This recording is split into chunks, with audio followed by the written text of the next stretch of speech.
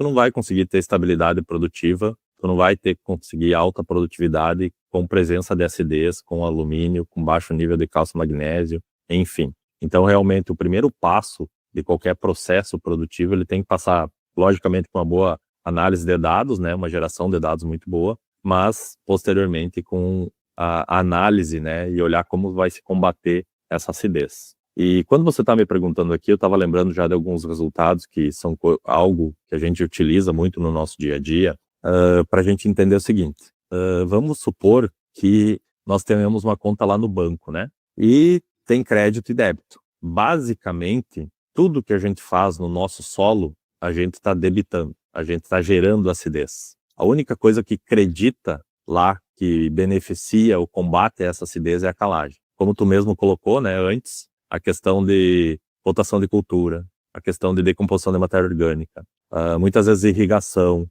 umidade, os próprios fertilizantes, muitas vezes passar uma grade no solo, tudo gera acidez. Basicamente é assim. A pesquisa fala que em áreas de sequeiro, a gente estaria utilizando ou tendo uma necessidade mínima, vamos utilizar aqui a palavra queima, de 850 quilos a 1 tonelada de calcário por ano, em áreas de sequeiro. Em áreas irrigadas, esse número pode partir de 1 tonelada e 200 até 1 tonelada e 500 quilos. Então, é isso que o teu solo debita por ano. Então, assim, é uma queima de calcário. Aí, o que acontece? Aí a gente volta um pouco no início aqui do que nós estávamos comentando no podcast. Aí o cara usa 2 toneladas de calcário por ano a cada 3 anos. Bicho, só tá gerando acidez. Ele não consegue nem completar o que ele gerou de acidez na área. Então, Rodrigo, nesse cenário eu brinco assim, ó, você não tá fazendo calagem nem para chuva, né? Isso aí. Não tá dando nem para chuva. Nem para chuva, boa colocação. Então esse é um primeiro ponto, tá?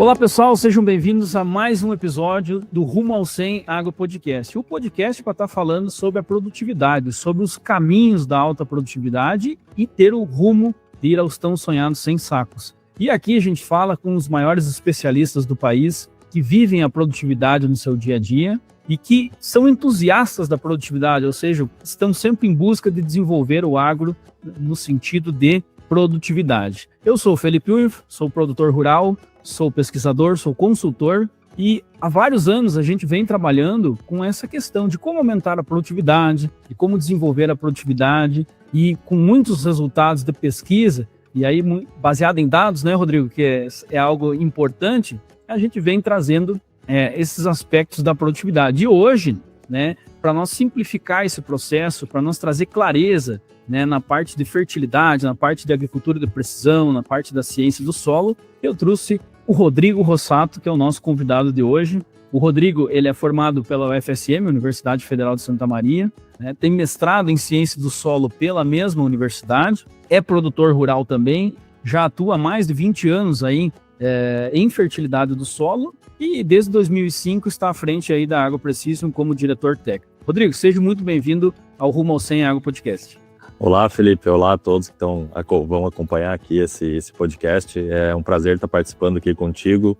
Já nos conhecemos há um bom tempo, né? Temos um alinhamento técnico aí muito semelhante, muito parecido e vamos ver aqui o que todos nós podemos aprender juntos aqui e colaborar. Com certeza. Rodrigo, a gente sabe que o caminho da produtividade ou das altas produtividades é um caminho a ser seguido, né? Tem passos, tem muitos processos. A gente já discutiu em vários episódios aqui como a agricultura hoje, atualmente, ela é uma agricultura de processos.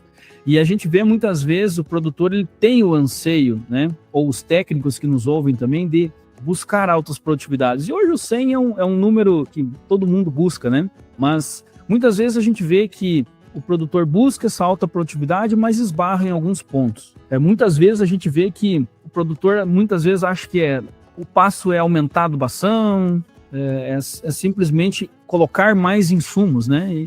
E muitas vezes a gente vê que esse pode ser um detalhe importante. A gente aqui no Rio Grande do Sul, né, vem sido castigado aí, né, durante os anos de várias safras pelas estiagens. E aí também eu quero trazer aqui aquele produtor que quer desenvolver essa produtividade, né, Rodrigo? Ou seja, mesmo talvez com anos de seca, mesmo desafiando um pouco mais com o nosso clima, o que ele pode fazer para melhorar essa produtividade? Então, pessoal, nos acompanha aqui que a gente vai estar falando muito sobre esses temas para estar ajudando tanto o produtor, como o consultor, como o técnico, o agrônomo que está aí tentando fazer um impacto positivo aí na vida do produtor. E aí, nesse sentido, Rodrigo, você que roda muito contigo, com a tua equipe, né, conhece os vários ambientes produtivos, conhece os cenários que a gente comentou, como está a situação da nossa fertilidade de maneira geral hoje? Ou seja, temos desafios, nós estamos evoluindo nesse ponto, estamos com pontos de atenção, ou seja, como que a gente está de forma global, né?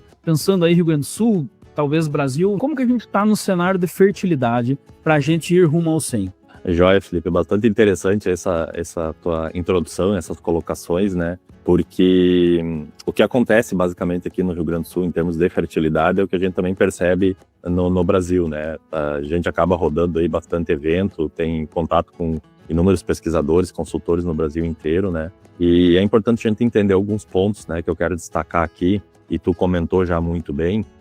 Tem pesquisadores que indicam que são 57 fatores responsáveis pela produtividade. E tem alguns pesquisadores que falam que são mais de 100 fatores. Então, quando a gente olha todo esse mundo de possibilidades que a gente tem que atender para realmente chegar numa produtividade alta, que tenha rentabilidade, né, que aqui a gente está falando aí de um caminho a se construir rumo ao 100, né? Realmente a gente tem que estar monitorando e olhando todos esses pontos que a gente pode atacar, vamos dizer assim, ou que a gente pode monitorar, ter dados para tomar decisão, para a gente errar menos. Então, logicamente que isso passa por toda a questão da consultoria em si, né? Aqui a gente não vai estar falando sobre essa parte, né, fungicidas, inseticidas, herbicidas, enfim, mas mais focado na área de solos. E hoje, na área de solos, a gente tem uma possibilidade muito grande de tomar melhores decisões baseada em muita informação. Então, quanto mais amostras de solo a gente tiver na mão, quanto mais qualidade de coleta a gente tiver, melhor análise num bom laboratório, consequentemente vai nos indicar melhores caminhos, né, com uma recomendação adequada para a gente errar menos. Para ter uma ideia aqui, eu acho que é bem interessante a gente puxar esse ponto, né, Felipe?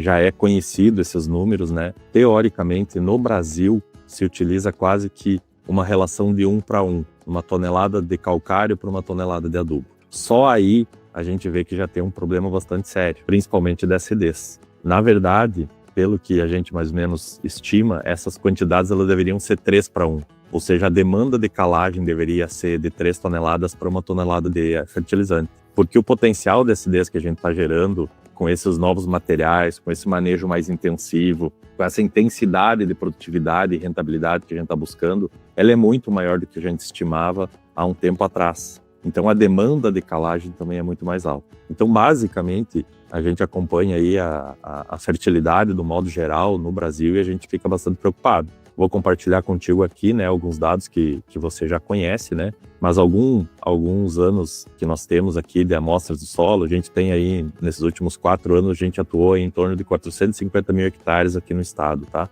Mais de 180 mil amostras de solo coletadas em todo o estado do Rio Grande do Sul. Se a gente pegar um pH ideal aí, que se você olhar nos livros aí de soja, de ecofisiologia de soja e tal, sempre vai falar que o pH ideal para soja é acima de 6, né? E lá vão ter todos os benefícios relacionados a isso. Esse pH ideal, se nós olhar no nosso histórico de amostras de solo aqui, nós estamos com 84% das nossas áreas abaixo de 6. Tá bem, já é um baita de um problema.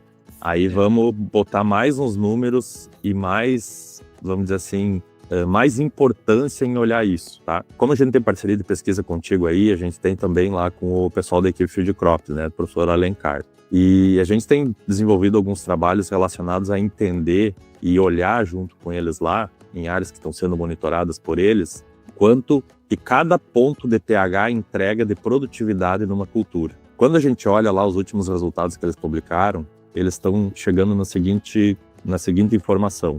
E essa é uma informação que para soja são em torno de 594 lavouras acompanhadas, para milho são 285 e 448 lavouras de arroz. Então é uma informação bastante densa, né? Bastante pesada e bastante representativa. Para a soja, quando você está com pH abaixo de 5,8, ou seja, todo ponto abaixo de 5,8, você está deixando de colher 2,3 sacos de soja. Para arroz, para pHs em água abaixo de 5,5, para cada ponto abaixo de 5,5, você está perdendo 3 sacas de arroz. E para milho, eu já deixei por último, porque é assustador, para milho abaixo de 5,5, você está perdendo, deixa eu até olhar aqui, 560 quilos. 9,33 sacas. Pro mercado, e fala assim, calcário, será que é caro mesmo? Então, assim, realmente esse é um ponto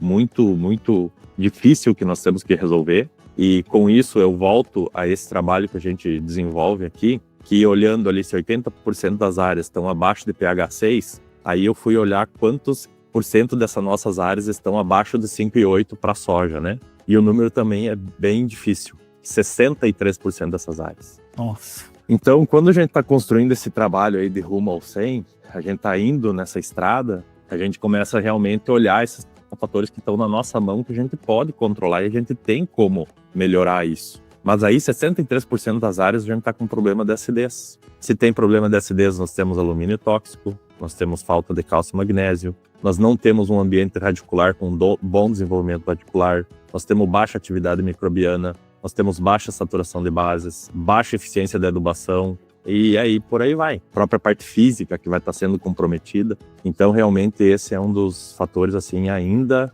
muito difíceis de nós resolver. Não é difícil de nós resolver, mas é um fator que chama muito a atenção nesse primeiro momento, para a gente realmente construir estabilidade produtiva e chegar num potencial aí de 100 sacos. Rodrigo, eu acho que a gente, olhando a massa de dados inicial que você trouxe aí, praticamente encerramos o podcast com a importância, né? Porque é impossível não... O que eu quero dizer com isso, né, Rodrigo? É impossível não ficar muito preocupado e entender um grande gargalo produtivo que a gente tem hoje, né? Você sabe a minha preocupação que eu tenho, a gente já dividiu essa ideia muitas vezes, que hoje é algo que me preocupa muito no cenário produtivo, no nosso sistema de produção, é realmente a acidez, né? É essa questão de calcário, é a questão da quantidade de áreas. E aí, quando a gente vê que nós temos 63% das áreas abaixo de 5,8, ou seja, a gente está perdendo aí 2,3 sacos por cada pH. Por cada ponto. Então a gente vê, assim, o tamanho do desafio que nós temos, né? E isso acaba sendo bem importante. Agora sim, Rodrigo, um primeiro ponto que nos leva a olhar para isso, e vocês têm uma expertise muito grande nisso, né? Qual é o ponto, na tua opinião, que leva a gente a estar com esse déficit de correção de acidez? A gente, obviamente, nós vamos falar muito aqui de acidez, calcário, perfil, enfim, mas eu vejo assim, Rodrigo, que a gente está hoje num cenário olhando biológico, olhando perfil de solo, mas a gente tem, pessoal, 63% das áreas com um pH baixo. Então, a gente não atingiu um pH em superfície para estar trabalhando com produtividade. Então, imagina formar perfil de solo, né, Rodrigo? Então, eu vejo assim, esses são cenários que não estão se conversando. Então, nesse cenário, Rodrigo, qual que é o grande gargalo que você vê? Ou por que a gente não está conseguindo avançar em termos de acidez? Pelo menos superficial, não estamos nem falando em perfil ainda, né?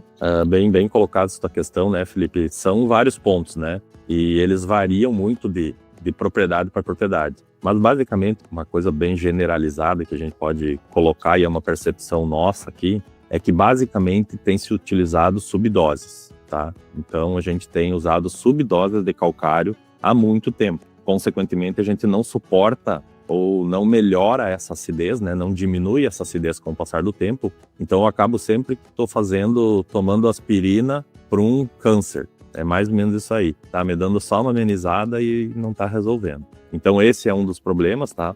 Aí isso passa muitas vezes por baixa informação que o produtor tem, né? Porque ele vem daquela ideia de usar 2 toneladas a cada 3 anos, a cada 5 anos, ou 3 toneladas e tal. Então, não necessariamente isso atende à acidez que é gerada ou a acidez que ele não conseguiu corrigir durante todos esses anos. A gente passa também por toda a questão da qualidade dos calcários, né? Então, nossos calcários, eles têm uma qualidade mediana. Então, os calcários aqui do Rio Grande do Sul. Então, realmente, tu teria que estar comportando muito mais dose para estar fazendo essa compensação. E isso acontece quando tu tá trabalhando com bons consultores, né? Ou seja, o pessoal já sabe disso, já sabe indicar doses de calagem. A frequência de calagem, ela também é muito importante, porque é isso que vai fazer com que tu tire aquela acidez superficial e tu vá construindo uma camada de basificação no solo, ou seja, essa movimentação química e física que o calcário vai fazendo durante os anos,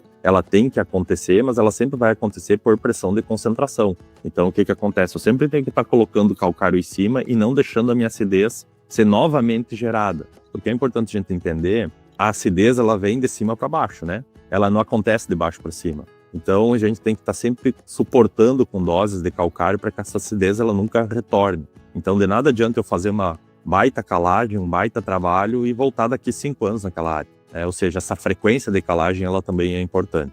Quanto à metodologia das recomendações, elas são bem variadas, vamos dizer assim, mas as recomendações mais tradicionais que a gente tem, as recomendações muitas vezes mais oficiais, elas foram construídas num outro ambiente produtivo, com outras demandas, com outros objetivos. Isso hoje já é bastante discutido dentro do meio acadêmico, né? Porque eram outras situações onde se estimava, então, por exemplo, que um sistema plantio direto bem implantado iria construir matéria orgânica com o passar do tempo. Essa matéria orgânica ia ter uma capacidade de neutralizar aquele alumínio, de melhorar todo o sistema e tudo certo, isso está tudo correto. Só que, infelizmente, são pouquíssimas as propriedades que realmente conseguem trabalhar isso de uma forma econômica, né? E hoje é algo que é bastante importante frente a qualquer realidade do produtor, né? E um exemplo disso é essas estiagens que nós estamos sofrendo, então acaba que afeta muito a rentabilidade da lavoura. Consequentemente, o produtor muitas vezes não consegue incluir plantas de serviço, não consegue incluir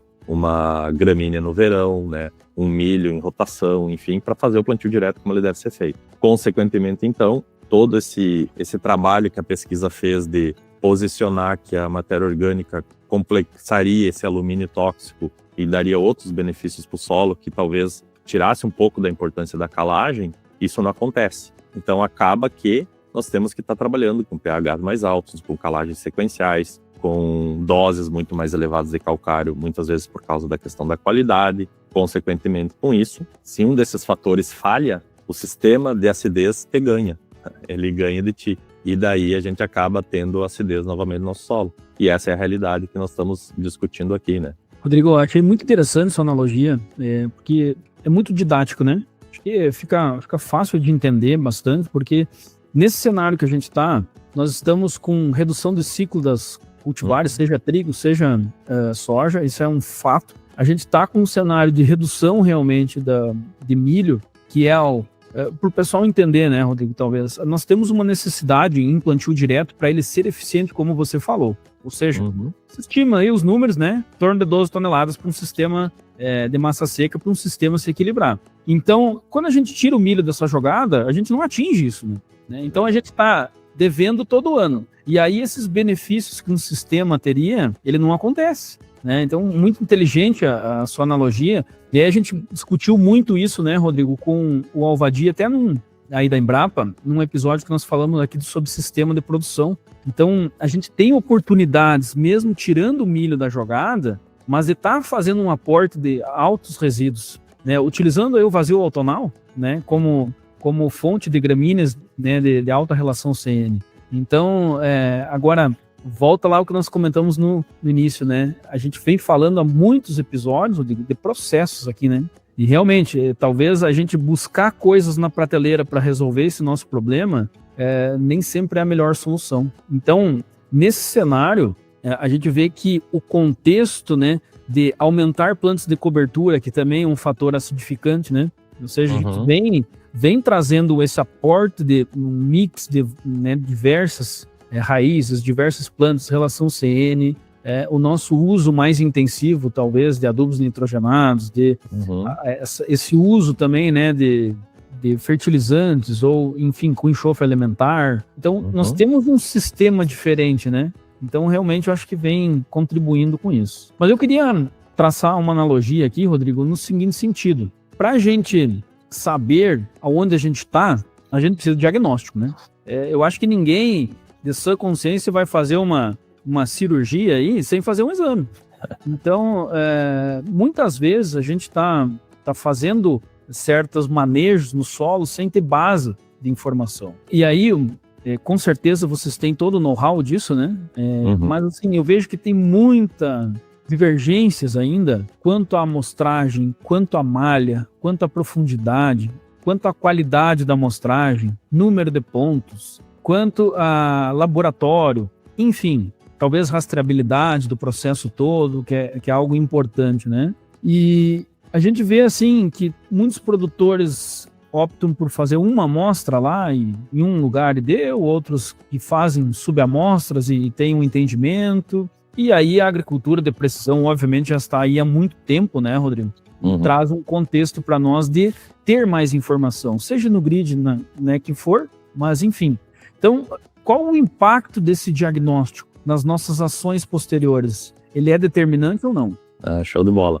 Muito, muito bem colocado também, né, Felipe? Porque, como a gente fala aqui, né, se tu perceber, eu acho que essa tua colocação ela foi muito interessante, né? Como que a gente vai se preparar para fazer uma cirurgia? Ou como que a gente vai combater uma doença grave que a gente possa ter, né? E vamos fazer esse link com a medicina, né? Que a medicina trabalha assim, e a medicina, ninguém dá um diagnóstico sem ter informação. E talvez esse seja um ponto realmente muito importante que nós estamos debatendo aqui, porque muitas vezes a gente está tomando inúmeras decisões na lavoura, né? Que impactam diretamente em produtividade e rentabilidade, sem informação nenhuma, com a emoção do momento, e isso, logicamente, que tem uma margem de erro muito grande. E muitas vezes sem consultar o médico correto, né?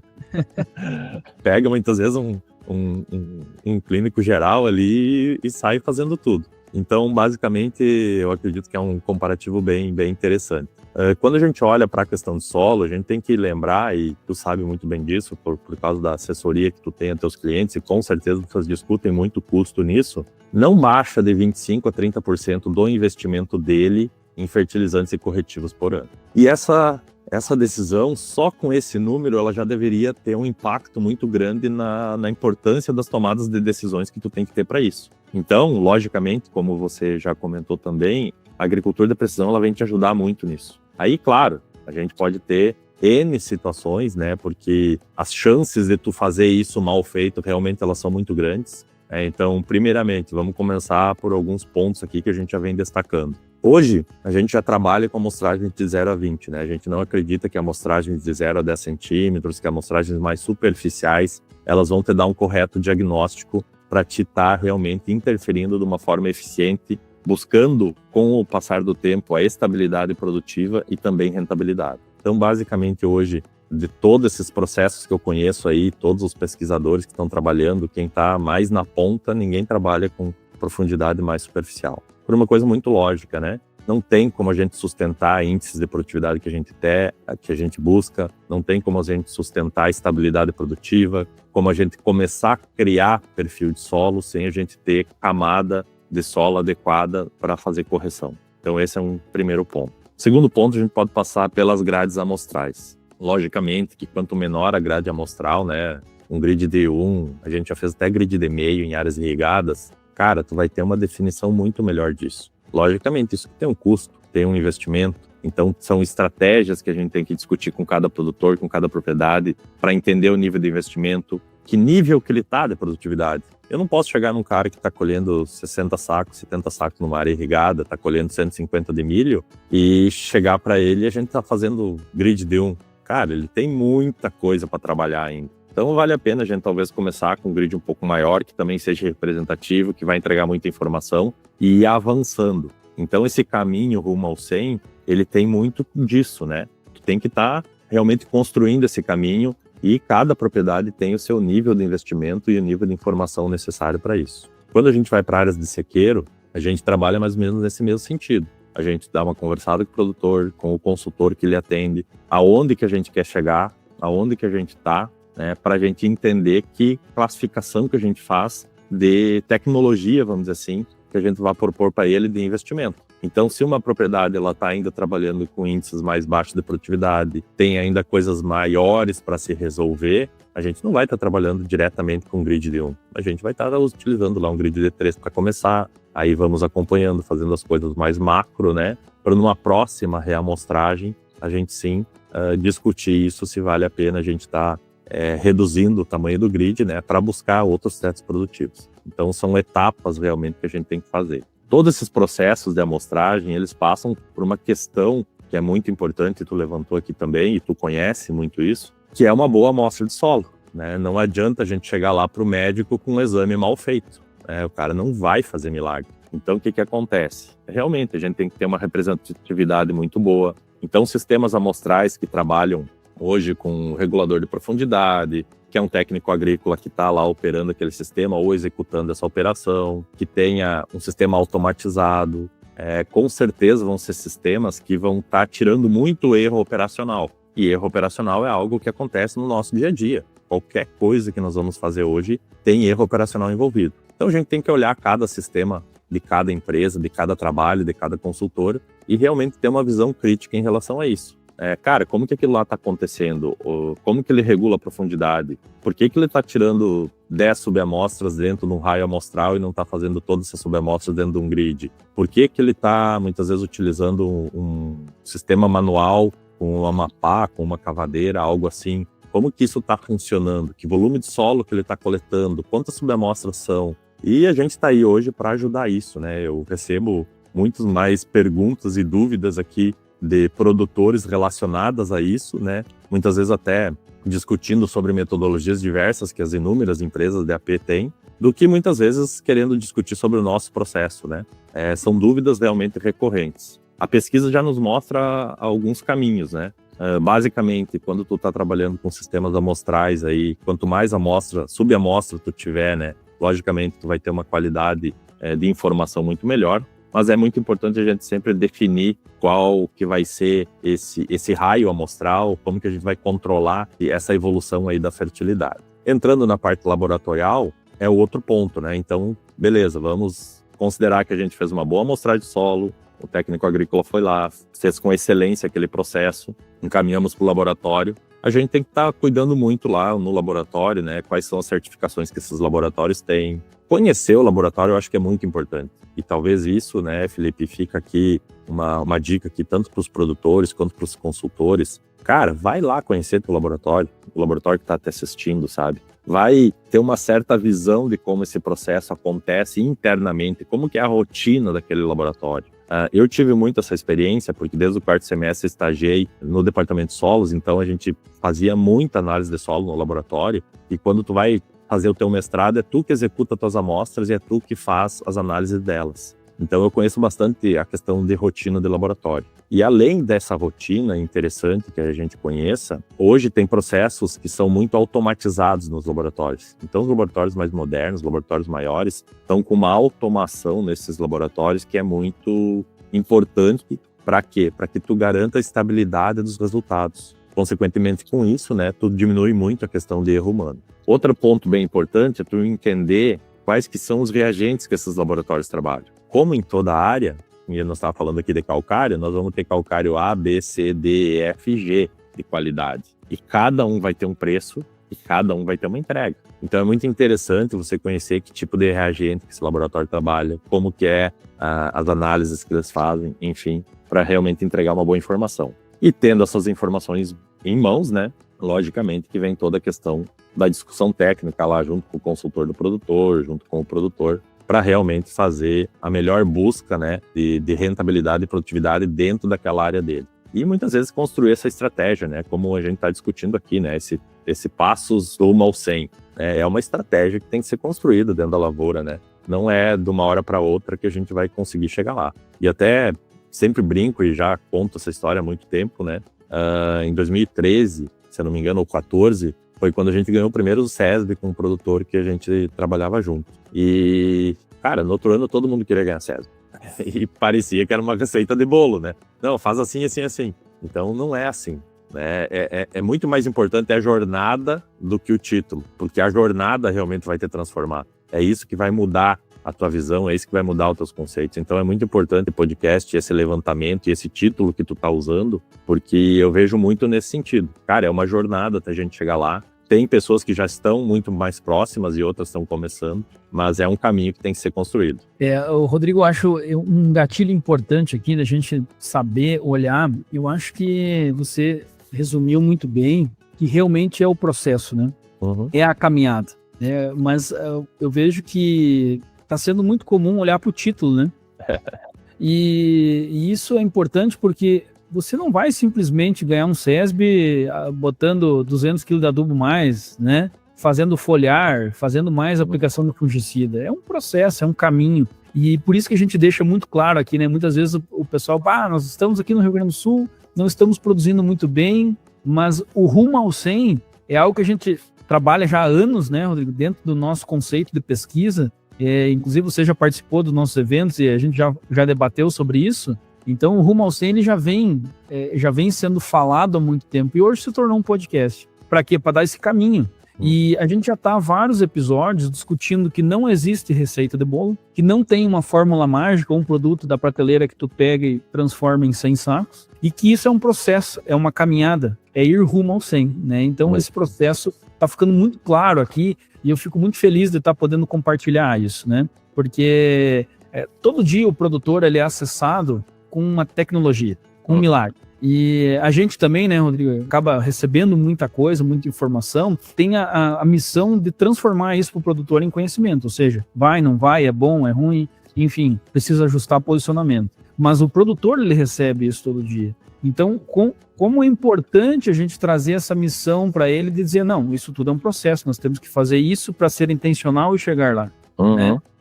Então, isso é muito interessante. Agora, um dos processos de ser intencional, né, no caso que a gente está discutindo agora, é a questão da amostragem, fica evidente que a partir do momento que você aumenta o número amostral, como você comentou, vai ter um melhor diagnóstico, enfim. Agora sim, Rodrigo, como que a agricultura de precisão, de fato, tem ajudado o produtor? Ou seja, ele está usando essa ferramenta com propriedade? Vamos supor o seguinte: fizemos agricultura de precisão e todos esses processos que você falou foram corretos, estão certos, temos lá um nível de dado muito importante, né? Bom, a partir daí, praticamente está com o produtor, né? Então ele precisa usar dessa excelente informação que ele tem. Como que está sendo usado isso? Como que está sendo feito? Qual é o impacto que a agricultura de precisão tem gerado nas propriedades? Que obviamente querem ir rumo ao 100 ou querem melhorar a sua resiliência produtiva, né? Eu acredito que tu colocou um ponto muito importante, né, Felipe, que é quando o produtor está com essa informação na mão, né? Então toda essa informação ela foi muito bem gerada e isso chegou lá na mão do produtor e daí você falou assim, né? Então isso está na tua mão. Eu acredito que sim, mas é nesse ponto que talvez entre o especialista, que talvez entre o consultor e a diferença que isso realmente vai fazer. Porque você está com todo aquele diagnóstico ali e na maioria das vezes, né, o produtor ele não tem a correta interpretação daquilo. Pelas inúmeras questões que ele tem que estar gerenciando no dia a dia e, logicamente, quando você contrata um trabalho de agricultura de precisão, você está realmente terceirizando aquela qualidade de informação para que você seja mais eficiente e tenha mais rentabilidade, né? Pelo menos eu penso assim. Quando eu contrato alguém, quando eu busco uma informação com alguém, é porque eu tenho certeza que aquele cara vai fazer melhor que eu, né? Senão não teria sentido isso. E a gente sente muito isso nesse mercado, porque ainda é um mercado que trabalha muito com custo e não com valor. E essa questão de tu trabalhar com custo, ou seja, aquela empresa é mais barata que essa, acaba que tem entregas totalmente diferentes. E essas entregas, elas passam por esse processo de eficiência, elas passam pelo processo de análise de rentabilidade que o produtor quer ter, de capacidade de investimento que ele tem, de estratégias realmente que você quer construir com ele. Então, a gente tem trabalhado muito nesses anos de estiagem e, por incrível que pareça, em anos de estiagem, nesses anos desafiadores, o nosso trabalho aumenta. É algo que me chamou muito a atenção nesses últimos anos. Eu fico olhando assim, não, mas como que nosso trabalho aumenta se os anos estão mais complicados? Mas o que acontece, né? É muito simples de nós entender. E hoje, nesse final de julho aqui, a gente está falando disso e nós estamos com um MAP a R$5.000, um cloreto de potássio a R$3.000, com uma boa parte dos produtores que não se posicionaram ainda em relação à compra desses fertilizantes. E, consequentemente com isso, o cara olha assim, minha nossa, qualquer conta que eu faço aqui, eu tô com um investimento realmente significativo e qual decisão melhor eu tenho que tomar. Então, quando ele tem essa boa informação na mão, quando ela tem essa boa interpretação, a gente consegue realmente olhar cada fator do solo, cada índice, e entender lá, eu tô com pH em água elevado, meu pH em água tá bom, eu venho fazendo calagem. Então a minha eficiência desse fósforo que eu vou usar, a eficiência do meu potássio, talvez do meu enxofre, ela vai ser muito melhorada. Já tem tabelas que mostram isso, né? Um trabalhinho bem novo lá da Embrapa, né? 1980 já mostra isso. Quanto mais alto o teu pH, maior a eficiência dos nutrientes. Então quer dizer o seguinte, que nesse tipo de condição, eu posso talvez estar olhando uma questão de exportação da cultura, eu posso estar olhando um potencial diferente de produtividade, eu posso estar olhando para o solo dele e, você está com potássio muito bom aqui, teu fósforo não está tão alto, ou vice-versa, tu está com fósforo alto e um potássio mais baixo, então de repente vamos utilizar uma adubação fosfatada e vamos dar uma puxadinha aqui no teu potássio. Se você pegar hoje, agora mesmo eu estava falando, né? R$5.000 um MAP, R$3.000 um potássio. O custo do ponto do potássio está muito mais barato que o ponto do fósforo. Então, se é algo que eu tenho que estar dividindo um pouco o investimento e eu tenho uma necessidade de potássio a mais, vale mais a pena olhar isso. Então, em questão de rentabilidade, a gente sabe que quando a gente tem muita informação na mão, a gente consegue entregar isso de uma forma que muitas vezes você paga numa primeira cultura, né, de uso de agricultura de precisão. O nosso objetivo não é esse, né? O nosso objetivo, a gente podia, como eu sempre digo, a gente podia pagar o serviço só cortando fertilidade e cortando calagem, né? Mas não é esse o objetivo e a gente nem trabalha assim. Por quê? Porque se o produtor construiu uma certa gordura, se ele está com certo crédito naquele solo dele, não sou eu que vou lá e vou tirar esse crédito para, né, deixar ele no débito. É muito fácil fazer isso, você pagar. Então, essas filosofias que cada empresa tem de trabalho, elas são bem importantes, mas elas têm que também estarem muito alinhadas com o que o consultor que assiste ele está pensando, com qual que é a estratégia de investimento que ele quer ter. E nessas épocas que a gente tem desafios de produtividade, né, frente à questão da falta de umidade, fica muito evidente que todo esse trabalho que a gente tinha que estar construindo de fertilidade, de perfil de solo, de melhoria realmente, de tirar essas acidez lá do solo e aumentar esses níveis de fertilidade para pelo menos níveis críticos, né, níveis ideais, eles aparecem muito. E eu tenho N exemplos, né, de situações aqui, vou dar uma delas, tá? Nós temos um cliente aqui em Jacuizinho, que ele faz já há muito tempo conosco, e ele é um cara que realmente ele tem uma intensidade de adubação e de calagem muito alta. Eu até brinco com ele que a gente tem que segurar ele, sabe? Porque ele aduba mesmo. E ele bota bastante enxofre, ele trabalha com boro, enfim. É um cliente que realmente ele entende muito esse processo. E nesses últimos anos, a região aqui passou por estiagens muito fortes. E agora, fazem alguns dias, nós estávamos lá fazendo um planejamento de adubação com ele, e ele estava me contando das médias que ele fechou. Então, ali na região dele, ele planta em diversas áreas e tal, ele fechou em torno de 32 sacos de média. Mas ele teve áreas que colheu 40, 50 e teve áreas que colheu um pouco abaixo. E daí nós entramos nesse meio dessa discussão e eu perguntei para ele, eu disse, mas quanto que teus vizinhos estão colhendo? Cara, ele começou a falar em 17, 15, 12, 20 e pouquinhos. E aí vem uma outra história, né, que a gente começa a ter muita experiência, né, como tu mesmo comentou, já faz 20 anos que a gente tá nesse mercado. Um cliente uma vez me falou assim, era um ano bem chuvoso, tinha chovido bem, a lavoura dele estava dando 80 e poucos de média. E ele falou, pois é, Rodrigo, tu olha só, nós estávamos na beirada de uma cerca. Essa minha área aqui, eu fiz AP, botei o que precisava, a adubação toda certinho. Tenho todo acompanhamento aqui com fungicida, inseticida e herbicida. Minha consultoria me atende assim, assado. Eu tenho um custo mais alto nela. Só pulveriza em hora boa. Enfim, todos aqueles 57 processos talvez estavam sendo, de alguma forma, muito bem executados. E olha esse cara aqui do lado. Cara, esse cara vai colher 65, 70 sacos. Esses dias ele estava pulverizando 4 horas da tarde um fungicida num sol de 40 graus. Cara, ele mal aduba. 200 quilos de um 2020, não sei o quê. E eu falei, não, tudo certo. Eu entendo bem essa tua colocação. Mas tu vai colher mais quando não chover. Claro que quando chover, teu potencial vai ser maior, com certeza. Tu vai se destacar também, mas tu vai colher muito mais quando não chove. Porque é lá que tu não vai perder potencial produtivo, que esses caras vão perder mais. Então é esse exemplo que eu estava dando aqui do Jacuizinho, é mais ou menos isso que acontece. E eu gosto de fazer uma comparação, aproveitando, já esticando um pouco aqui, Felipe, que é o seguinte, não é nenhuma novidade que as variedades que nós temos hoje são muito modernas, focadas em potencial produtivo. Então a gente tem umas máquinas, a gente tem umas Ferrari, uns Lamborghini, uns Porsche, o que for, qual carro você preferir. Só que o piloto é o produtor, nós talvez sejamos os mecânicos, e o produtor que tem que asfaltar essa estrada onde ele vai andar com essa máquina, né? Com essa Ferrari, com essa Porsche. Isso é muito difícil. Então, muitas vezes a gente tá com uma Zeus, com uma Titanium, uma 54 e 57, com uma Desafio, com uma Olimpo, que são umas máquinas de produzir. Pega essas variedades de milho de ponta, né? É uma capacidade, né, genética absurda. E a gente tá colocando ela numa estrada de chão, né?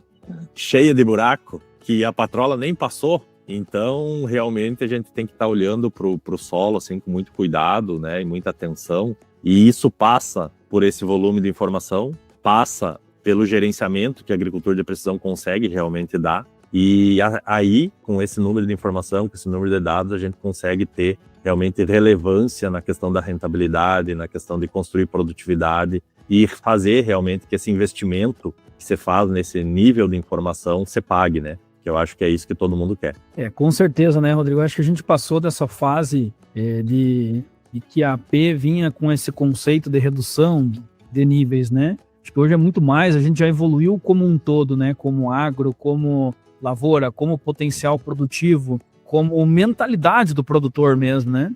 E hoje a gente vê que esse é um fator que, quando puder agregar, ótimo, mas a gente está olhando para produção, né? Uhum. E acredito que você concorde comigo, e acho que a grande maioria do pessoal que está nos ouvindo também, a gente vem sendo penalizado justamente nesse item, produção. E o preço oscila, dólar oscila, prêmio oscila, tudo certo. Agora, quando nós não temos produção, né, que é um fator complexo, aí realmente, né, a gente é muito penalizado. Então, nesse sentido, né, Rodrigo, a gente precisa olhar para a produtividade. Por isso que eu sou tão fã de produção, de ter produtividade, de aumentar teto produtivo. Porque é através da produtividade que a gente vai acomodar esses fatores em volta. Aumento dos custos, uma diversidade de clima, uma redução aí do custo, ou melhor, uma redução do valor pago ao produtor pelas commodities. Então, nesse momento, a produção é quem ameniza esse tipo de coisa. E os fatores que nós temos que fazer para melhorar isso está nas nossas mãos. Fazer chover, nem sempre,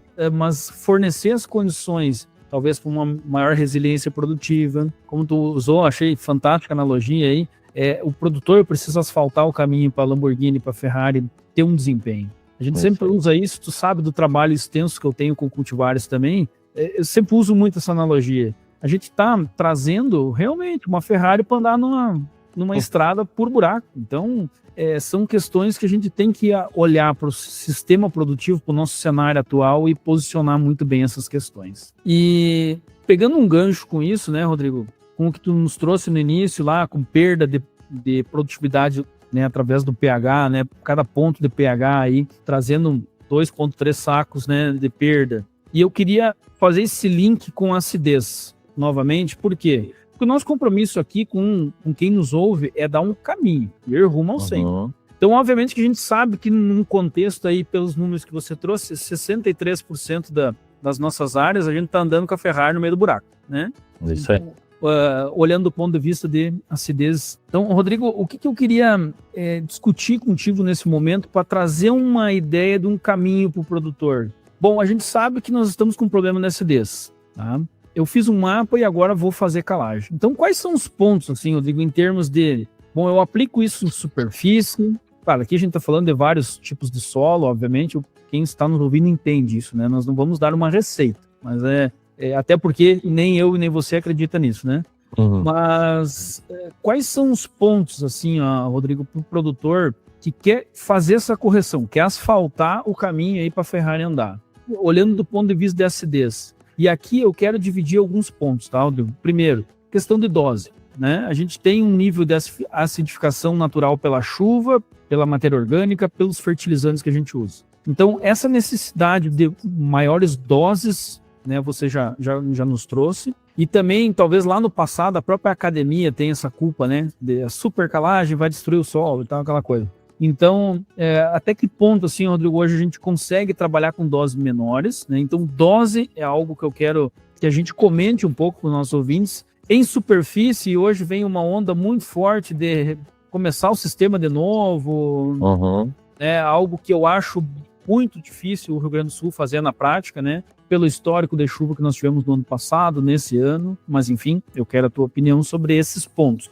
E aí nos linkar com a qualidade do calcário, porque realmente, e aqui talvez seja o momento polêmico aí do podcast, mas é algo que divide muito, e nada melhor do que alguém que tem essa experiência, né, de anos com histórico manejando, ou seja, fazendo uma amostragem, fazendo um diagnóstico, aplicando com agricultura de precisão, né, e reamostrando, olhando como que isso foi. Então, pessoal, isso é muito valioso, uma informação dessa do Rodrigo, porque a gente consegue construir um cenário em diversos solos, diversas realidades de produtores com ajuste fino, produtores com ajustes mais extensos, e eu queria contar, Rodrigo, com a tua expertise nesse sentido, porque comentamos em off e agora abrindo para o público, hoje a minha grande preocupação que eu tenho é o manejo da acidez do solo. E aí, lá no final, a gente vai olhar ainda, eu sei que ficou extensa a pergunta, mas é que é um tema que me empolga, né? Uhum. A gente ainda quer fazer perfil de solo, né?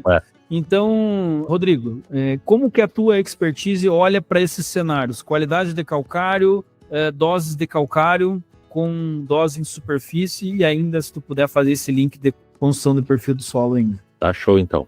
Obrigado de novo aí, Felipe. Acho que são pontos realmente importantes, né? A gente já vinha conversando e eles convergem, né, para muito do que a gente está sempre buscando, né? Porque tu não vai conseguir ter estabilidade produtiva, tu não vai conseguir alta produtividade com presença de acidez, com alumínio, com baixo nível de cálcio e magnésio, enfim. Então, realmente, o primeiro passo de qualquer processo produtivo, ele tem que passar, logicamente, com uma boa análise de dados, né, uma geração de dados muito boa, mas, posteriormente, com a análise, né, e olhar como vai se combater essa acidez. E quando você está me perguntando aqui, eu estava lembrando já de alguns resultados que são algo que a gente utiliza muito no nosso dia a dia, para a gente entender o seguinte: vamos supor que nós tenhamos uma conta lá no banco, né, e tem crédito e débito. Basicamente, tudo que a gente faz no nosso solo, a gente está debitando, a gente está gerando acidez. A única coisa que acredita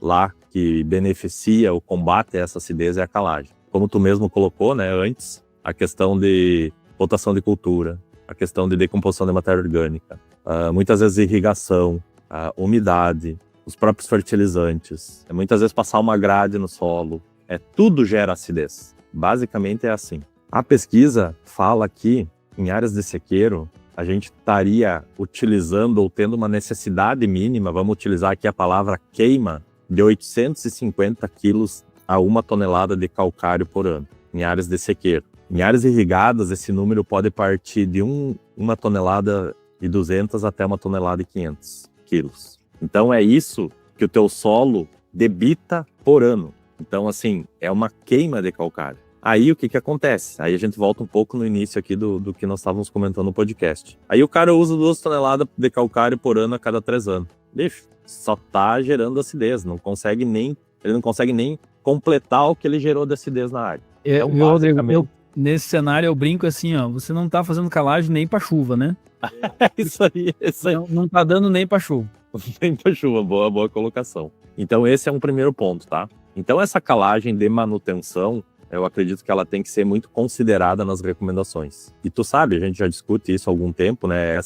Essa forma de apresentação, de falar de calagem de manutenção é algo que a gente tem nas nossas recomendações, né? Que a gente não trabalha com taxa zero de calcário, né? Tu tá lá com pH em água 6,2 e tal, a gente sempre vai ter uma dose de calcário em superfície para fazer. E muitas vezes os produtores e consultores nos perguntam, mas por que quer botar calcário ainda em cima dessa área? Então entra todo aquele conceito que a gente estava comentando no início, da questão de não deixar a acidez começar a ser gerada na superfície e atender essa demanda para daqui 2, 3 anos, quando a gente voltar a reamostrar aquela área e, consequentemente com isso, a gente continuar com aquele alto potencial produtivo que a gente gerou lá por esse pH mais alto. Então a gente fala muito dessa questão de calagem de manutenção. Mas a calagem de manutenção ela vai acontecer quando o meu pH em água já estiver elevado. Num primeiro momento, vamos pegar uma situação que é a maioria das áreas que a gente trabalha, a gente tem que estar adequando doses realmente mais elevadas de calcário para combater essa acidez muito forte que a gente tem inicial.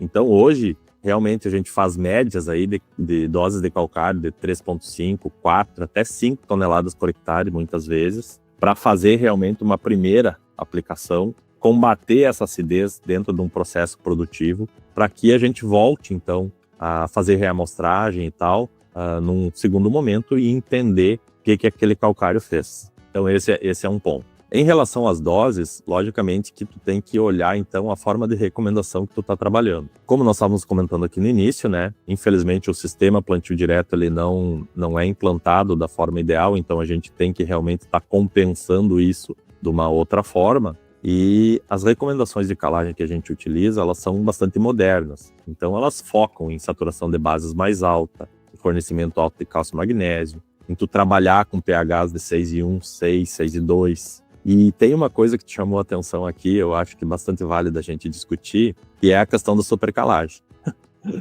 Eu tinha muito medo de supercalagem quando eu fiz a faculdade. Eu saí de lá assim, minha nossa, temos que cuidar das doses de calcário. E se eu te contar que nesses 20 anos, que eu até posso fazer o levantamento, hoje eu não sei quantas mil amostras de solo a gente já fez, quantos inúmeros mapas eu já olhei, eu não encho a mão com o número de amostra que eu peguei com pH acima de 6,5 ou 6,6. Eu não encho a mão. E a minha mão tem 5 dedos. Eu acho que a mão do Lula é capaz de eu não encher também. Mas assim, é muito, muito raro, né? E hoje a pesquisa já nos indica, tem algumas coisas que a pesquisa já nos mostra isso. Por que que isso não acontece? Né? Porque chega em determinados índices de pH do solo, de pH em água, que tanto o carbonato de cálcio quanto o carbonato de magnésio, eles não reagem mais. Eles chegam num tamponamento que ele não reage mais. E tem até um pesquisador que já cita isso e já trabalhou com isso, ele colocou 50 toneladas de calcário em superfície para ver o que acontecia. Cara, e o pH não passou de 6,7, não passou de 6,6. Então a gente fica tranquilo em relação a isso. Então esse medo de supercalagem realmente ele pode ser bem minimizado porque isso não acontece. Também não acontece porque nossos calcários não têm uma qualidade adequada. E nós estávamos falando sobre isso, né, sobre fazer análise de calcário, e isso eu acho que é um ponto muito, muito importante que o produtor tem que começar a olhar com muito detalhe. Além de pedir aquela análise que a gente sempre recebe, né, das empresas que estão nos vendendo calcário, é importante fazer análise do calcário que está chegando na tua propriedade. Porque a gente tem que olhar para a indústria como a indústria muitas vezes olha para nós. A indústria olha para nós e olha assim, o pessoal vai comprar calcário, vai começar a loucura do calcário em março, abril e maio. Então eu tenho que ter calcário estocado, né? Que eu começo a moer calcário lá em novembro, dezembro, janeiro, fevereiro. Eu tenho que estar com todo esse estoque pronto para atender aquela demanda que vai acontecer mais forte naquele momento. Tudo certo. Só que lógico que a demanda ela é muito maior do que a quantidade que a indústria consegue estocar. Dependendo da demanda que está acontecendo no campo, a indústria vai atender os clientes. E nesse momento, a qualidade pode estar caindo. Por quê? Porque tu tá com uma fila gigantesca de caminhão lá na indústria, tu tá com todos os teus revendedores te pressionando para entregar calcário, e tu tem um processo industrial acontecendo que entrega um volume X de calcário por dia. Como que tu acelera esse processo? Tu pode acelerar moendo menos. E por isso que muitas vezes a gente encontra calcários com PRNT de 50%, 52%, 56%, e aquele 75%, 80%, que é algo bom, não é algo ideal, mas é algo bom, a gente não consegue encontrar. Nós tivemos a oportunidade de conhecer as indústrias de calcário, tanto aqui do nosso estado, quanto já fomos também na região do Paraná. Quando a gente olha para a qualidade do calcário do Paraná e para a qualidade do nosso calcário, quando a gente está falando da relação de PN, né, que é o poder de neutralização, a quantia de óxido de cálcio e óxido de magnésio que os calcários têm, as rochas são muito semelhantes. A nossa rocha aqui é tão boa quanto a rocha do Paraná. Só que quando a gente vai para o PR, e por isso que é PRNT, que é o poder relativo, né, que vai ter a ver com a qualidade física desse calcário, que é a reatividade que esse calcário vai ter, aí, aqui na nossa região, a gente cai, porque é uma rocha mais dura, uma rocha mais firme, que teoricamente teria que ter um processo de moagem maior. A gente vai estar falando aí num PR aí de 50%, 60% aqui, e lá no Paraná de 70%, 80%, 80 e poucos. Aí o que acontece? Chega no final do dia, tu pega um PR de 70 e pega um PN de 90, um PR de 60 e poucos, tu faz a média, dá um PRNT de 75, 70. No Paraná, uma rocha mais macia, eles conseguem moer muito mais essa rocha, consequentemente tu tem um PR muito mais alto, um calcário muito mais fino, vamos assim falar, né, que eu acho que é a linguagem mais fácil do produtor entender, é muito mais filler do que calcário mais grosseiro, consequentemente a gente tem uma reatividade mais alta, consequentemente com isso a gente tem uma eficiência também muito maior. Claro que tem toda uma questão de custo de ponto de PRNT que você tem que calcular, né, para chegar na tua propriedade. Então a gente tem que fazer esse cálculo aí, porque a gente pode fazer ajustes, só que tu tem que ajustar em dose. E daí quando tu ajusta em dose, muitas vezes tu tem que botar mais de um calcário da nossa região aqui do que um calcário que venha lá do Paraná. Então tem que fazer todo esse cálculo aí para entender aonde a gente quer chegar. Mas esse é um dos pontos. Em relação à questão da aplicação, eu concordo contigo que eu não acredito que aqui no Rio Grande do Sul a gente tenha como aplicar de uma forma segura calcários que não sejam em superfície. Lógico que o ideal seria nós incorporar, fazer incorporação, calcular a dose, enfim. Mas, frente ao que a gente vem passando, né, e tu destacou muito bem isso, porque esses eventos climáticos drásticos, né, tanto de muita chuva ou muitas vezes muitos dias sem chuva, eles estão acontecendo mais frequentemente nas nossas regiões. E se tu não tem um solo relativamente coberto, com uma cobertura boa, você não vai conseguir ter uma eficiência. Aí não adianta eu fazer uma incorporação desse calcário, buscando criar a melhor condição química que esse calcário vai me entregar para melhorar o meu solo, se eu não vou conseguir ter um aproveitamento disso, por causa que uma enxurrada vai me levar a todo esse perfil. Então, eu também acredito que é mais complexo realmente da gente trabalhar aqui no Rio Grande do Sul com isso. A gente tem situações de declividade realmente muito acentuadas aqui, tipos de solo bastante diferentes, que não permitem, né, ou dão um risco muito grande em relação a esse manejo. A movimentação do calcário, ela é uma movimentação relativamente lenta, né?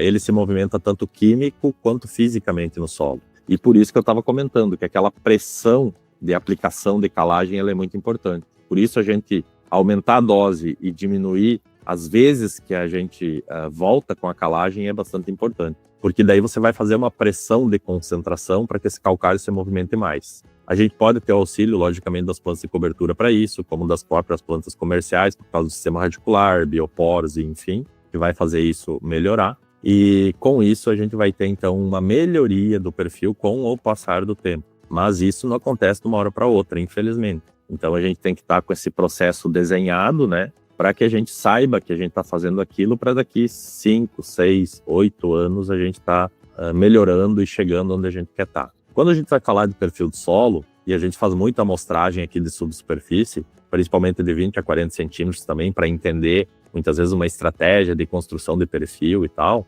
ela é bastante interessante, mas tem alguns pontos que são importantes a gente destacar. Primeiramente, quando a gente faz um mapeamento de fertilidade do solo, que a gente faz aquela primeira amostragem de 0 a 20, aí muitas vezes o produtor já está com aquela, eu queria fazer umas amostras de 20 a 40 para entender o perfil em subsuperfície e tal. E isso realmente é válido. Acho que é válido a gente olhar em subsuperfície, muitas vezes até em maior profundidade, né? Para a gente estar olhando algumas estratégias que podem ser construídas para a gente melhorar isso. Mas, se o meu 0 a 20 não tá bom, o meu 20 a 40 não tem como tá bom. E isso é muito ruim, né? Porque, cara, se eu não conseguir fazer a primeira camada ainda tá corrigida, a camada de baixo que não vai estar. Mas, né, nesse sentido, é interessante a gente olhar, porque uma estratégia, muitas vezes, de uso de gesso, de usar fontes à base de sulfato, para a gente criar uma movimentação de bases nesse perfil, ela é interessante. Então, a gente hoje trabalha muito com construção de perfil, com recomendações para isso, para subsuperfície, e isso é muito importante, e talvez a gente tenha que realmente explorar mais isso aqui no Rio Grande do Sul, porque isso vai ter garantir enraizamento, isso vai ter garantir uma estabilidade produtiva muito maior lá na ponta, seja de milho, seja de trigo, seja de aveia, seja de soja. Por quê? Porque esses períodos de estiagem que a gente está passando, logicamente, diminuiria essa quebra de produtividade com isso. Por quê? Porque é muito simples a gente entender aonde que seca primeiro, né? Onde que falta umidade? A umidade vai faltar primeiro em cima, né? E aí ela vem migrando. Quantos mais sol eu tiver, mais evaporação eu vou ter, mais aquele solo vai secando, então essa umidade ela vem diminuindo de cima para baixo. Então, se eu tiver um acesso das raízes numa superfície mais profunda, e por isso que eu falo muito que a gente tem que estar trabalhando hoje com 0 a 20 para a gente construir isso também em profundidade maior, logicamente que a minha planta ela vai começar a sentir essa deficiência hídrica, mas num tempo muito maior. Então, se eu tiver uma estiagem de 20 dias, talvez a minha planta lá pelo 13º, 15º dia eu vou começar a sentir essa estiagem. Agora, se eu não tenho nenhuma melhoria feita em superfície, talvez naqueles primeiros 0 a 10 centímetros ali, cara, dá 10 dias eu já tô sentindo, já tô com problema. Tô falando aqui de química de solo. Não vamos nem entrar na parte física, né? Não vamos nem entrar nisso que tu vai fazer um podcast disso aí também, com certeza. Com certeza. Então, assim, tô falando só de parte química. E hoje a gente tá utilizando um conceito aqui, que vou falar até para ti, que a gente tá comentando muito, que é um conceito de compactação química. Cara, eu tenho problema de acidez, como a gente tá comentando aqui desses nossos dados. Aproveitando, voltando nesses dados, né, dessas 180 mil amostras de solo aí que a gente tem, e aí vamos falar dessa compactação química, 75% dessas áreas, Felipe, tem problema de fósforo. 76,4% tem problema de potássio. Se nós pegar um índice de enxofre aí abaixo de 15, 72% das áreas não estão no nível crítico de enxofre sobre nossa análise. E se eu pegar boro, tá, que é algo assim bastante importante, o macro dos micro, né, talvez o micronutriente que tem maior retorno econômico que eu conheça. Todas as áreas experimentais que a gente fez, todos os trabalhos que a gente acompanhou, é um dos micronutrientes que mais dá resposta. Se eu pegar um índice ideal, que a gente está querendo chegar em 1, que é um índice realmente alto, né? 1 miligrama por decímetro cúbico, é um índice alto, 97% das áreas não estão nesse índice. Então, tu olha isso, cara, tu vê assim, ó, olha quanta oportunidade de produtividade a gente tem. Vamos olhar o copo meio cheio, né? Não vamos olhar o copo meio vazio. Exato. Olha quanta oportunidade de produtividade a gente tem só em ajustes de adubação que a gente pode conseguir fazer. E daí a gente volta naquela questão da agricultura de precisão se pagar. Quando a gente olha lá que eu tenho 3, 4, 5, 6 problemas na minha área, hoje com a expertise que a gente tem, a gente consegue direcionar quais são os primeiros passos que esse produtor tem que fazer. Onde que ele acerta mais perto do alvo? Onde que ele tem mais rentabilidade? Porque ele vai chegar para nós, e eu sei porque eu também sou produtor rural e lá em casa é a mesma conversa, cara, eu tenho esse valor aqui para investir nisso. É tantos R$1.000 para investir em fertilizante corretivo. Agora, onde eu vou? Eu vou primeiro no boro, depois no potássio, depois, ou não, eu começo pela calagem, depois o enxofre, depois a potássio, entendeu? Então essa priorização de investimento, ela também é bem importante. E daí entra muito daquilo que também a gente comentou, que quando o produtor está com essa informação na mão, o consultor e o parceiro dele lá tem que fazer uma correta interpretação e dar esses posicionamentos. É fantástico, né, Rodrigo? Eu acho que aqui tem 2 pontos que eu acho importante. A gente comentou sobre o medo da supercalagem, eu acho que a gente tem que ter medo da subcalagem, né? Boa. Acho que é algo importante aí, porque realmente é onde está o problema, né? Então, a pouca calagem, né, ou doses baixas com baixa frequência, esse realmente é o problema. E a gente olhar todo o contexto da acidez e eficiência dos fertilizantes, acho que é um ponto extremamente importante da gente estar olhando e buscando, né? E um outro ponto que eu queria trazer para nossa discussão aqui, acho que a gente já é uma discussão muito ampla, né, Rodrigo? Mas é a questão justamente do que tu falou. Os produtores e quase todas as propriedades têm um volume X de recursos para estar trabalhando aí com fertilizantes, né? Então já olhamos o cenário, já sabemos a acidez, enfim, todos os pontos muito bem colocados até agora, né? Mas, Rodrigo, olhando do ponto de vista de adubação agora, tá? Como que o produtor define uma adubação sem errar? Né? Acho que o momento que a gente está agora é de muita definição, alguns já definiram, outros estão por se posicionar ainda, e acho que essa é uma informação importante, né, para quem está pensando agora em se posicionar. Vejamos bem, nós temos aí 63% das áreas com pH que não atende e 70 e poucos por cento, né, entre potássio e fósforo, que não atendem. Então, veja bem, como que a gente faz uma recomendação, ou como que vocês têm trabalhado com essa recomendação, para o produtor não errar, ou se errar, errar pouco, errar menos, né? É isso aí. É bem colocado e muito pertinente, né, Felipe, porque vem ao encontro do que a gente está basicamente conversando muito hoje com nossos clientes, amigos e consultores aí, né? Vamos lá. Primeiramente, a gente tem que entender vamos buscar que potencial produtivo o produtor quer, tá? Esses anos têm sido difíceis, a gente tem muitas vezes adubado e não tem colhido, tem que ser considerado, logicamente, tudo isso, né? Logicamente, quanto mais informação ele tiver na mão sobre essa questão de solos, análises, dados e tal, a gente, consequentemente, vai ser mais assertivo. Mas vamos supor que a gente está tendo uma conversa aqui com um baixíssimo nível de informação. Então, a gente olhando hoje o cenário, a gente vai conversar no seguinte sentido. Primeiro, qual que é o potencial que tu está buscando?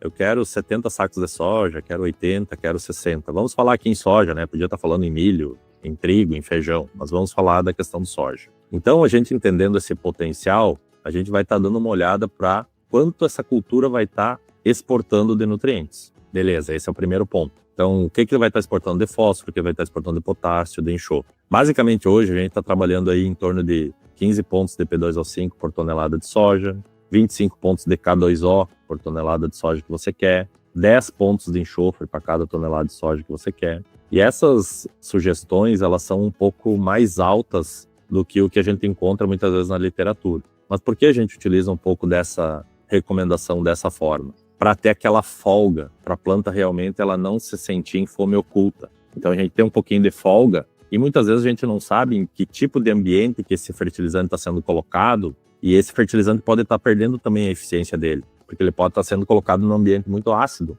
Então é importante que sobre um pouco dessa recomendação para que a gente suporte muitas vezes essas perdas que o ambiente vai proporcionar na cultura. Então estou dando alguns exemplos aqui. Frente a isso, é interessante a gente entender também que se a gente conseguir ir avançando mais com a questão nutricional, trabalhando com boro, e depois talvez utilizando alguma estratégia até de nutrição foliar, se o ano for correndo bem, logicamente que isso passa também por análises foliares, enfim, para a gente estar tendo um bom posicionamento. Mas eu acredito que dá para se diminuir muito os nossos erros se você não tiver nenhuma informação na mão, se você não estiver sendo bem assistido, se você não tiver uma consultoria boa junto contigo, de você estar utilizando assim uma informação assim mais generalizada. Eu acredito que você erre menos. E com isso, né, logicamente você vai estar adubando, vamos dizer assim, a cultura, né? É muito importante a gente entender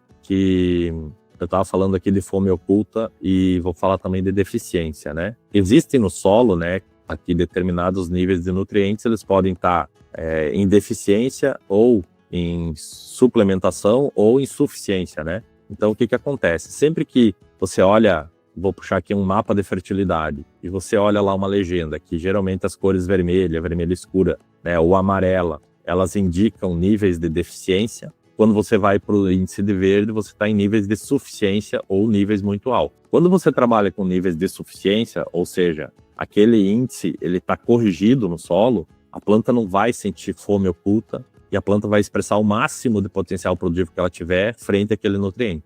Agora, quando a gente está em níveis de fertilidade mais baixos, que a gente está com níveis muito baixo ou médio, a gente tem um potencial de produção, de crescimento de produtividade e rentabilidade muito grande. E isso já é bem estudado. É por isso que existem as classificações e as legendas de fertilidade. Indicar onde você está e quanto potencial tu pode ter até tu corrigir aquele índice de fertilidade até o nível crítico ou o nível de suficiência. Então, quando a gente está com esses fatores de deficiência instalados na nossa lavoura, sempre que eu conseguir botar um pouquinho mais de fertilizante, eu vou estar melhorando o meu potencial produtivo. Então, a gente tem que estar olhando isso, tá? Mas acredito que seja mais ou menos nesse conceito. E a gente tem que estar, no mínimo, usando uma adubação de exportação com um pouquinho de correção, tá? Para a planta não sentir essa fome oculta, né? E eu sempre brinco que a fome oculta é aquela fome que a gente está sentindo ali pelas 11 da manhã, sabe? Tá quase chegando a hora do almoço. E a deficiência é quando a gente já está desmaiando de fome. Aí a planta vai mostrar na folha, a planta vai mostrar,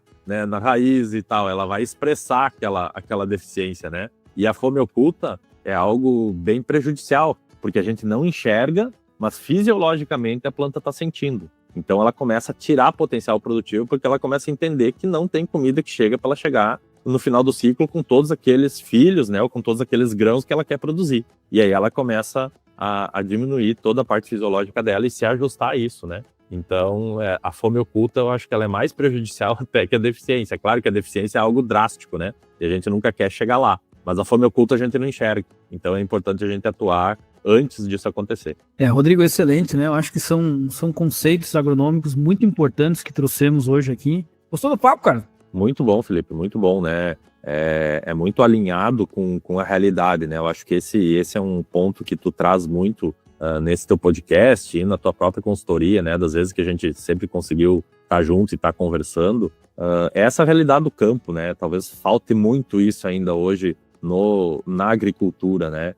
Esses dias eu estava participando de um evento extremamente científico e quando você está lá, você vê, né, inúmeras informações e tal, mas elas são descoladas muitas vezes da realidade, sabe? Como nós estávamos comentando aqui antes, a questão de correção de solo, com movimentação de solo, incorporação, tá tudo certo, mas infelizmente na realidade isso não vai acontecer. E essa experiência que tu tem, né, quando tu traz isso para esse tipo de transferência de informação, é muito válido, porque o produtor consegue linkar isso com o que realmente ele consegue estar fazendo ou o que ele quer fazer, né? É a experiência de campo, né? Como eu sempre digo, né? Conhecimento e experiência tem muito valor, não é custo. E o nosso mercado tem que amadurecer ainda bastante para isso, né? Que tem muito conhecimento e experiência que tem muito valor. E é isso que vai entregar estabilidade produtiva, é isso que vai entregar segurança de colheita e, consequentemente, permanência do produtor na propriedade. Ótimo. Rodrigo, para nós fazer um encerramento, o nosso podcast ele fala de como ir rumo ao 100. Então, a nossa meta sempre é entregar um caminho para o produtor para que ele possa percorrer, ele entender que tem processos, que tem uma jornada para ser feita, como já comentamos. E nesse sentido, Rodrigo, eu queria que tu, na tua visão, né, na visão da agricultura de precisão, da fertilidade do solo, o que o produtor que já está no caminho rumo ao 100 vem fazendo e também quais são os pontos, qual um ponto que você destacaria? Não, por aqui seria extremamente importante o produtor que quer iniciar essa jornada ou que está... A gente tem 2 níveis de produtores, né? Uhum. Temos aquele produtor que está no começo e temos aqueles produtores que já estão nesse caminho e precisam de um ajuste fino, ou seja, produtores que já estão num nível de patamar alto de produtividade. Então, o que tu destacaria assim como algo importante para esses produtores? Bem, Felipe, eu acredito que realmente é muito, muito bem colocado esse teu questionamento, e nesses 20 anos aí que a gente vem trabalhando, né, cada vez eu fico mais apaixonado, né, por essa área que eu atuo na parte da fertilidade, e eu percebo o quanto você consegue ser mais eficiente tendo informação. Talvez a palavra seja essa, sabe? O recado seja esse. Busque ter bastante dado concreto, dado bom, dado gerado de uma forma correta, para você ter uma boa informação na mão. Tendo uma boa informação na mão, o Felipe vai conseguir trabalhar melhor, eu vou conseguir trabalhar melhor, e o produtor vai ser muito mais assertivo. Então, eu acredito que isso passa por essa questão de ter uma boa informação para a gente conseguir gerar e utilizar o nosso conhecimento da melhor forma possível. Então, como tu estava comentando, clientes ainda que estão num processo inicial de construção desse caminho, essa construção vai passar pela informação.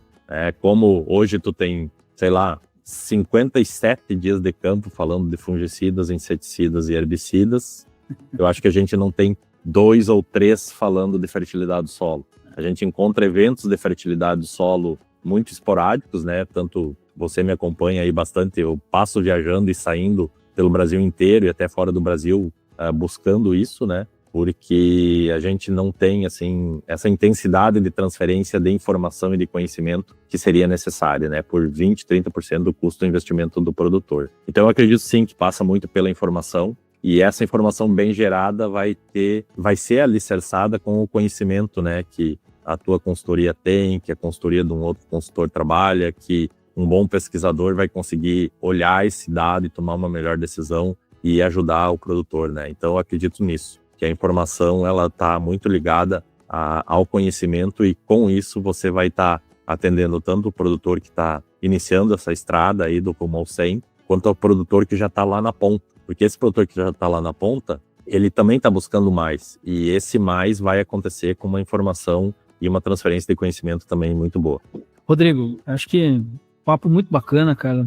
Acho que fica aqui o compromisso de quem chegou até aqui, mandar, né, esse podcast para um amigo, para o produtor, para o consultor, porque, pessoal, nós temos informações de altíssima qualidade, acho que é um compromisso de quem chegou até aqui, nos ajudar, né, Rodrigo, que essa mensagem chegue aos produtores. A gente viu o tamanho do desafio que a gente enfrenta, os gargalos que a gente tem no campo, e que sim, a gente pode estar, através de processos, manejos e dados, né, informação, como você falou, está mudando a realidade de muitos produtores. Né? Talvez grandes problemas aí, 60%, 70% das áreas enfrentam, a gente pode estar auxiliando com conhecimento. Então, acho que é um compromisso que a gente, né, que essa mensagem chegue, né, para um número maior possível de produtores, para a gente estar ajudando ele a andar nesse caminho rumo ao 100. E, Rodrigo, como que o pessoal te encontra aí, cara? Obrigado aí, Felipe. Bom, o pessoal pode me encontrar nas redes sociais, né? Tem o meu Instagram pessoal aí, @Rodrigo_Rossap. A gente também tem todas as publicações e muito compartilhamento também de informação nas redes sociais aí da própria AgroPrecision, né? E por ali vocês vão achar Facebook, LinkedIn, enfim. A gente sempre está bastante presente nas mídias sociais aí, como você também, né, Felipe? Então a gente está sempre à disposição para tirar dúvida também, para fazer conversa, para fazer consultoria, enfim, a gente atende muito isso também. Obrigado, Rodrigo. A gente agradece muito a tua presença aqui por realmente abrir a caixa de ferramentas aí e trazer informações valiosas para o Rumo ao 100 Agro Podcast. E, pessoal, como sempre, a nossa mensagem final é agradecer, né, a participação, mas também lembrar que a construção, o caminho, né, o rumo ao 100, ele é construído através de processos, através de manejo, através de muito conhecimento. Não tem uma receita de bolo ou um produto da prateleira que te faz ir aos 100 sacos da noite para o dia. E a gente comentou muito isso aqui. Então, ir rumo ao 100 é processo, é conhecimento, e é isso que você vai ver aqui, todos os episódios na busca dos tão sonhados 100 sacos, ou de melhorar o teu processo produtivo, e a gente tem cumprido isso ao longo dos episódios. Então, lembre de mandar isso para as pessoas que precisam ver esse episódio e ajudar aí a gente multiplicar essa informação, né, e essa jornada rumo ao 100. Um grande abraço. Um abraço aí.